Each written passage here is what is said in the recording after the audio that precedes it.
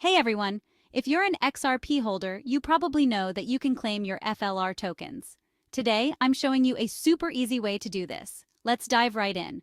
First, head over to XRP Scan. It's a trusted site that lets you check out various details about your XRP account. Once you're there, paste your XRP address into the search bar. Just copy it from your wallet and drop it in. Hit enter and wait for your account info to load. Now, you'll see a bunch of tabs. Look for the one that says Flare. Click on it and you'll be taken to a new section.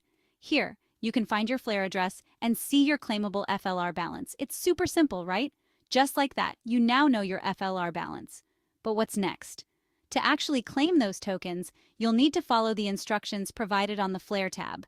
Usually, it involves linking your XRP address to an Ethereum-compatible wallet.